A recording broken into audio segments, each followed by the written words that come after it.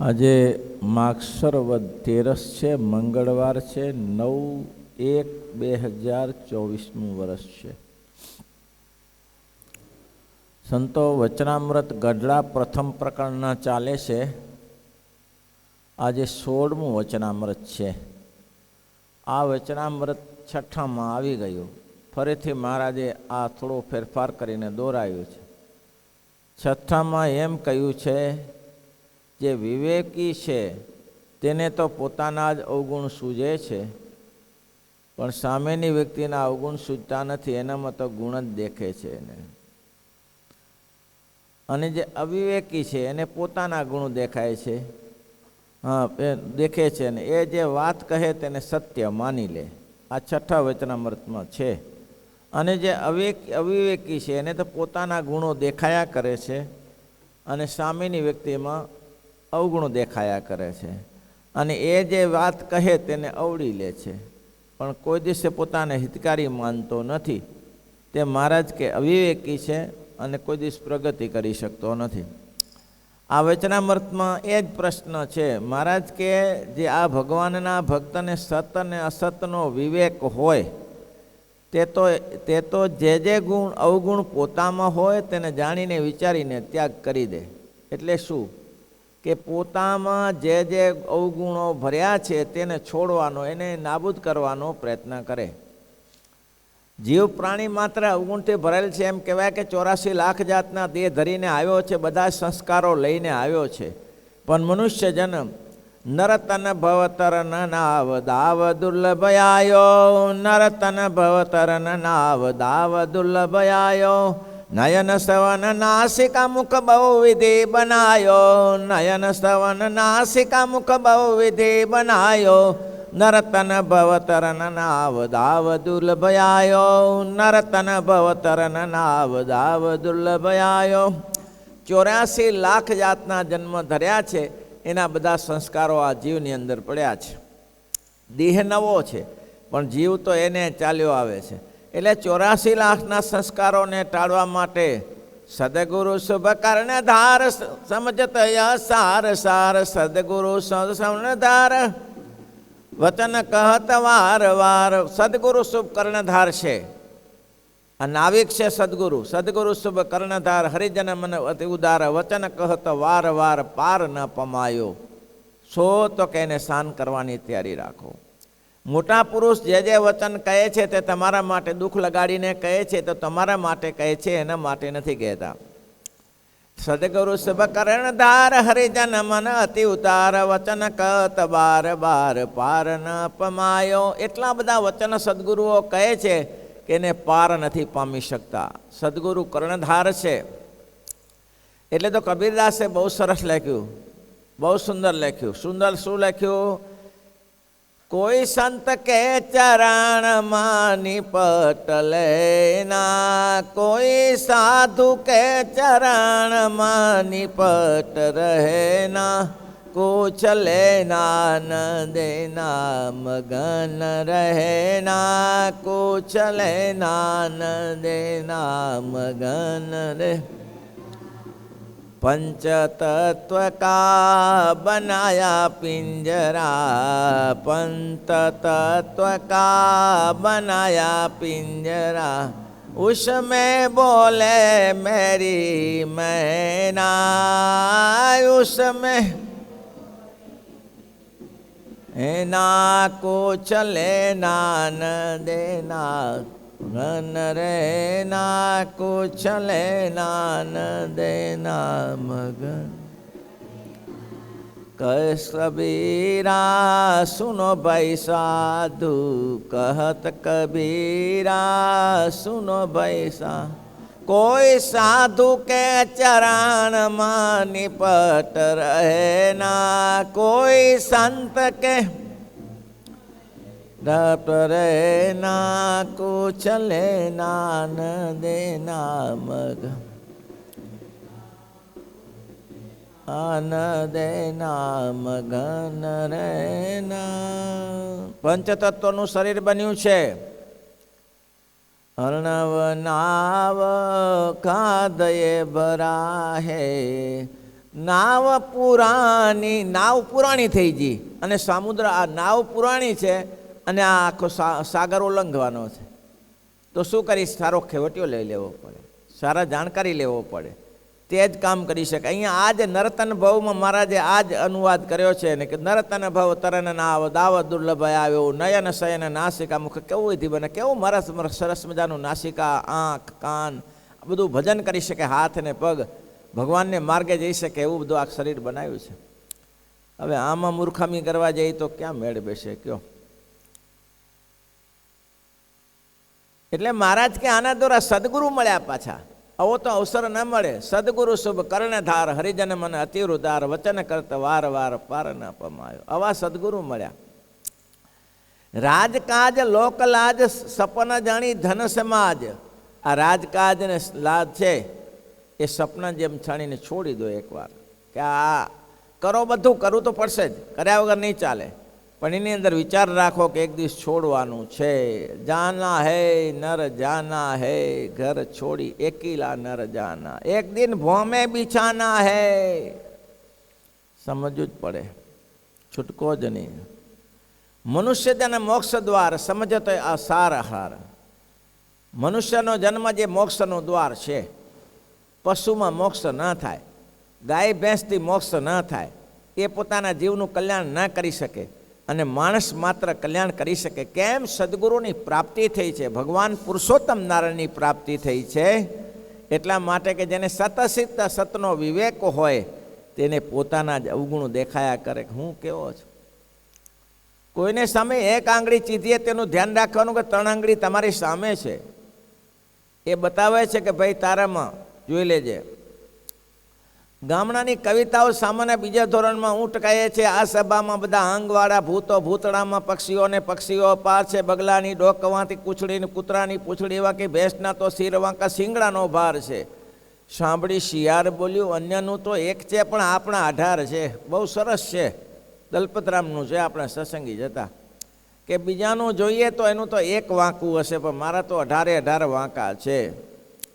તો મહારાજ કે પોતે પોતાના તરફ જુઓ, બીજાનામાં જોવા કરતા.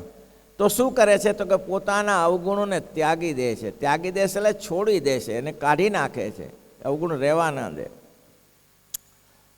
અને કોઈ સત્સંગી છે, સંત છે, તેમાં અવગુણ દેખાય તો એને ત્યાગી દે છે. એટલે એ તરફ ધ્યાન નહીં રાખતો કે હોય માણસ માત્રમાં, જીવ પ્રાણી માત્રમાં અવગુણ ભરેલા છે. કોઈ નાનો મોટો દોષ રહી ગયો હશે, આ તેનાથી શું ખરાબ છે? એમાં ઘણા સદગુણો ભરેલા છે. સદગુણોનો સાગર છે, એમાં કંઈ કચરો હશે ગમે તે જગ્યાએ. સમુદ્ર, મીઠા જળનો સમુદ્ર ભર્યો હોય તેમાં કચરો તો ઉડીને આવતો જ હોય. તેમ કાંઈકનો એનામાં દુર્ગુણ હોય, એમાં શું, એમાં આપણે એનીથી શું લેવા દેવા ભાઈ? એનાથી સત્સંગી એને કહેવાય. પેલો એક સાધુ પાનબેડાની દુકાન જઈને પાન ખાવા લાગ્યો, ગલા પેટે ત્યાં. એક હરિભક્ત સત્સંગી, આ જો તમારો સાધુ, કે આ સાધુ પાન ખાય. તો કે એમાં તને શું જોવાનું છે? બીજું ઘણું બધું જોવા જેવું છે. પાન તો બકરાય ખાય છે, એમાં શું મોટું આશ્ચર્ય છે? એ આશ્ચર્ય નથી. સાધુ થઈ જો પેલો, એ સાધુ તો થયો છે. તો સાધુ આવા ગુણ સૂજે અને અવગુણ ના સૂજે. સાધુએ સાવધાની રાખવી જ જોઈએ. સમાજના આપણે અગ્રગણ્ય છીએ, સમાજના ગુરુ છીએ. સત્સંગ સમાજના ગુરુ છે નહીં, આખા સમાજ લોકો આપણે માને છે, પગે લાગે છે, દંડવત પ્રણામ કરે છે, સત્સંગ કરે છે, ભોજન આપે છે. તો સાધુએ સાવધાની રાખવી જોઈએ. પણ કોઈ નીકળે, બધી આંગળી સરખી નથી, ઊંચી નીચી છે, કોઈક કાંઈક નીકળે તો એનાથી આપણે કેમ અંજાઈ જવું ન જોઈએ કે જો આમ કરે છે ને તેમ કરે છે, ક્યારે ન વિચારવું. એટલે કે છે ત્યાગ કરી દે. અથવા કોઈ સત્સંગીમાં કઈ અવગુણ પોતાને ભાસતો હોય તેનો ત્યાગ કરી દે અને તેના જ ગુણ તેનું ગ્રહણ કરે. બસ આ જ. હંસ છે એ મોતીનો ચારો કરે, પાણીને છોડી દે છે. હંસ ન્યાય કરવું, મોતીનો ચારો ચરવો, એટલે કે સારું હોય આપણે લઈ લેવું. કેટલા કેટલા પદો સંતો લખ્યા. સુખ સાગર હરિવર સાથે સુખ માણીએ, સુખ સાગર હરિવર સાથે સુખ. હે અતિ મોટી મહેર કરી છે શ્રી મહારાજ જો, અતિ મોટી મહેર કરી છે. પુરુષોત્તમ સાથે પુરાણ સગપણ થયું, પુરુષોત્તમ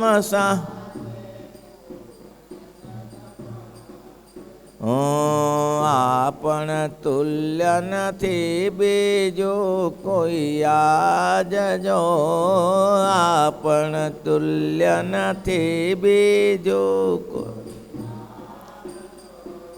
રવિ મંડળમાં રાત તણું દુઃખ નવ રહે, રવિ મંડળમાં રાત તણું દુઃખ.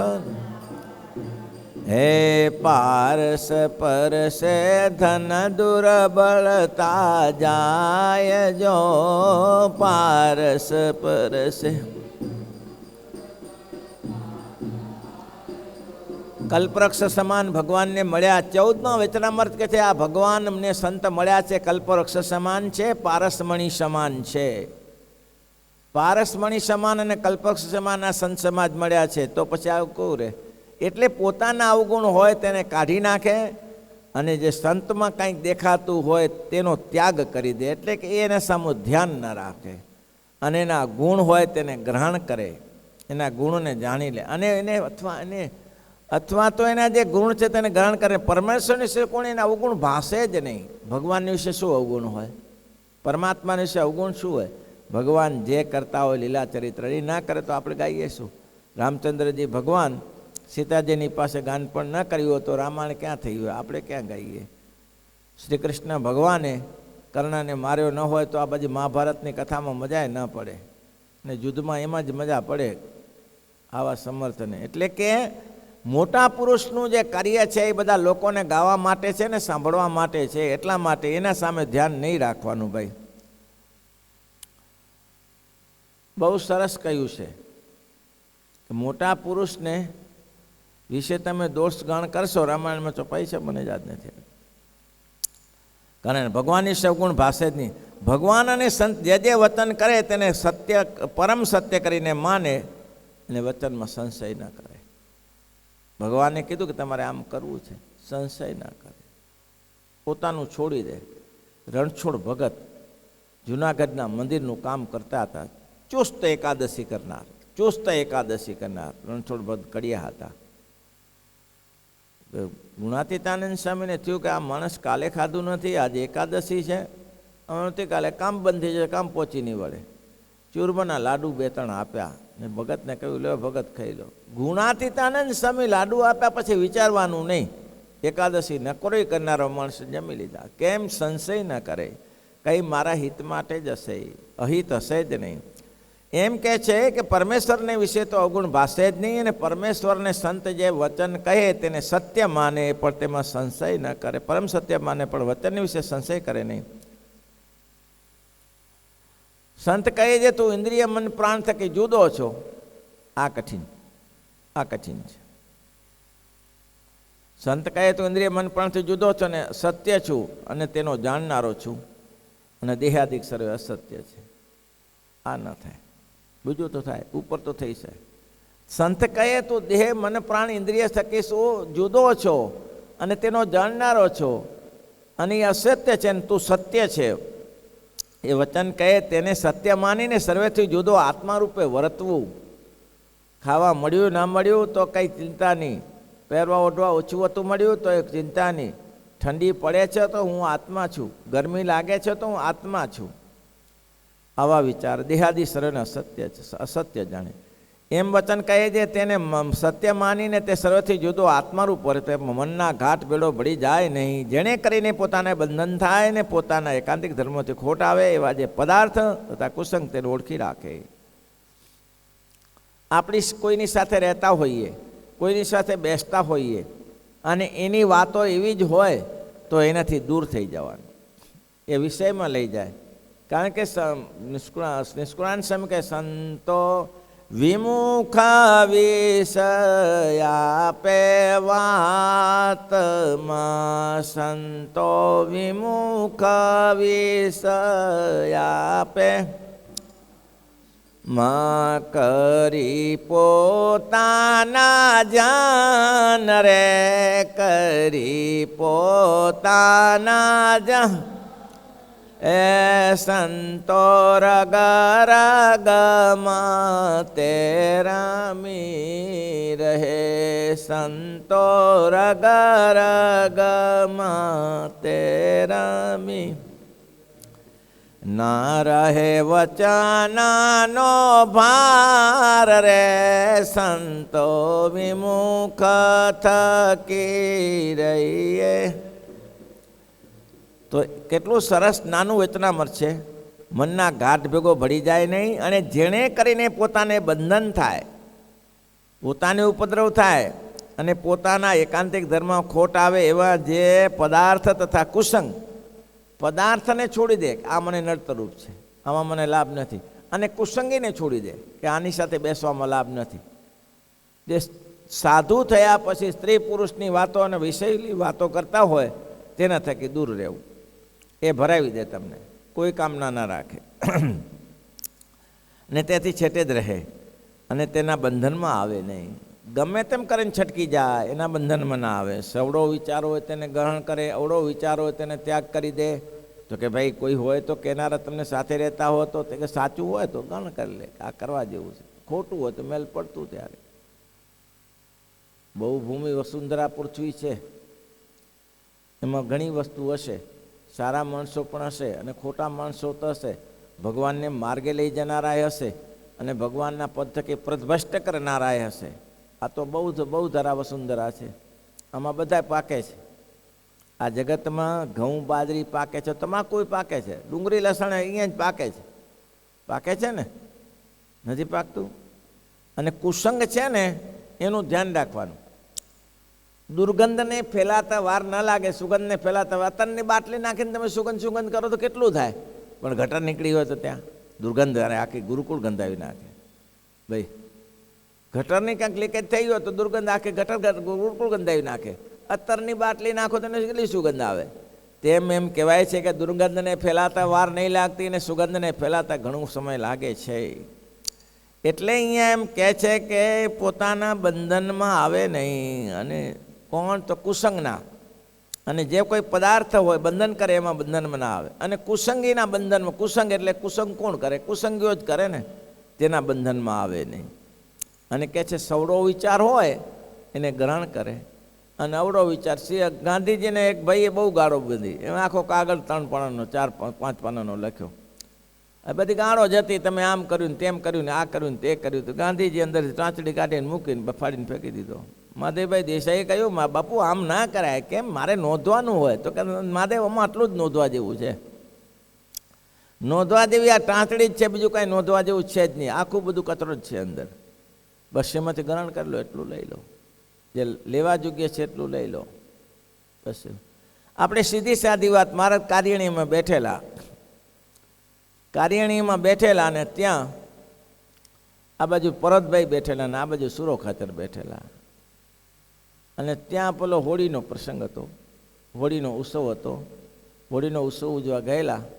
તો હોળીમાં આ તમને ખબર હોય કે પેલી હોળીમાં નાચવા માટે આવતી હોય, ઘણી સ્ત્રીઓ માગવા માટે આવતી હોય. અને શું કહેવાય ખબર નહીં, શું કે માગવી હોળી ખેલવા માટે આવતી હોય. એ નાચ કરે ને તબલું વગાડે ને પછી તમારી પાસે કે કાંઈક આવો એમ શું કહે ને, હા બજણિયા તો નાટક કરે. આ તો આ માગી ખાતા હોય, આને માટે આ જ કરતા હોય. હવે એવી સ્ત્રી આવેલી મહારાજ પાસે. ત્યાં આવીને હવે એ તો બેનને શું, આ તો નકટી હોય. ત્યાં આવીને સ્વામિનારાયણ ભગવાન બેઠા હતા ને આ બે સુરો ખાતા ને આજે પરતભાઈ બેઠા હતા.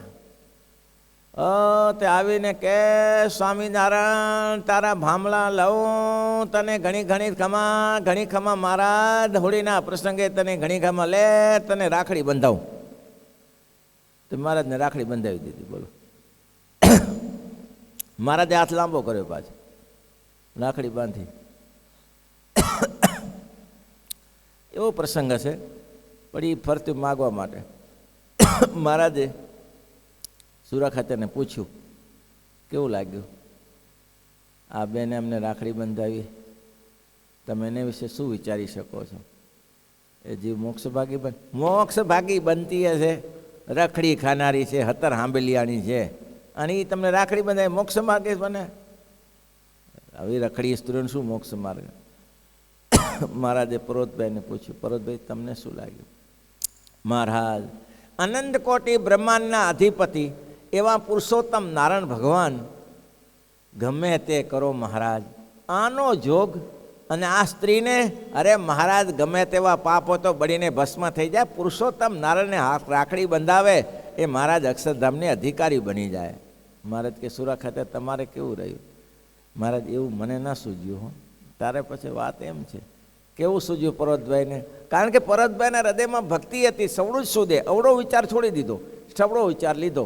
આ નકટી છે ને આવી છે ને તેવી છે ને દુરાચારી છે કે આવી છે એ કંઈ ના ગ્રહણ કર્યું, પણ આજે પુરુષોત્તમ નારાયણની અંદર એને ગાણા ગાયા કે આવ મારા બાપ આવ, ઓહો સ્વામિનારાયણ તારા સહજાનંદ તારા ભામણા લઉં અને તને રાખડી બંધાવું.